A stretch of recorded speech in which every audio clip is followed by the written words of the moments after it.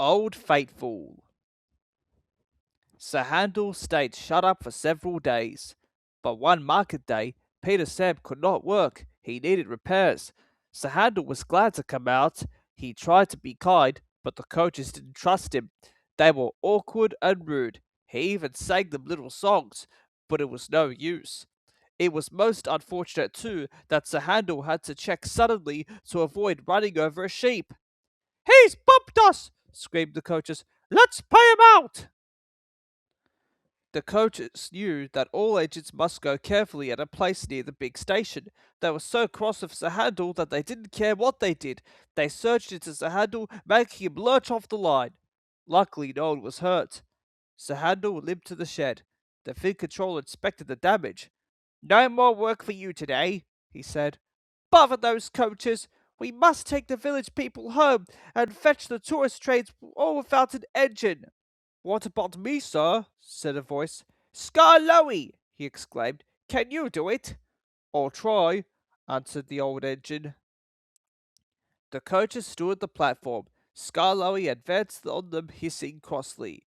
"I'm ashamed of you," he scolded. "Such behaviour! You might have hurt your passengers, on market day too." "We're sorry, Skarloey. We didn't think that it's a handle. He's—" "No tails," said Skarloey firmly. "I won't have it, and don't you dare try tricks on me." "No, Skarloey, of course not, Skarloey," quavered the coaches meekly. Skarloey might be old and have dirty paint, but he was certainly an engine who would stand no nonsense.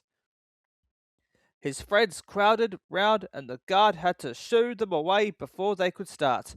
Skarloey felt happy. He remembered all the gates and stalls where he had to stop, and whistled to his friends. The sun shone, the rails were dry. "This is lovely," he thought. But presently they began to climb, and he felt short of steam. "Bother my tubes!" he panted. "Take your time, old boy," soothed his driver. I'll manage," he wheezed, and, pausing for breath at the stations, he gallantly struggled along. At the rest at the top station, Skarloey was ready to start. "I'll be better downhill," he thought. The coaches ran nicely, but he soon began to feel tired again. His springs were weak, and the rail joints jarred his wheels. Then, with a crack, a front spring broke, and he stopped. "I feel all crooked," he complained. "That's torn it," said his driver. "We'll need a bus now for our passengers." "No," pleaded Skarloey. "I'd be ashamed to have a bus take my passengers. I'll get home or burst," he promised bravely. The Fin Controller looked at his watch and paced to the platform. James and his train waited impatiently too. They heard a hoarse peep peep, then groaning, clanging, and clanking. Skarloey crept into sight. He was tilted to one side and making fearful noises, but he plodded bravely on. "I'll do it! I'll do it!" he gasped between the clanks and groans. "I've done it!" And he sighed faithfully as the train stopped where James was waiting. James said nothing. He waited for his passengers and then respectfully puffed away.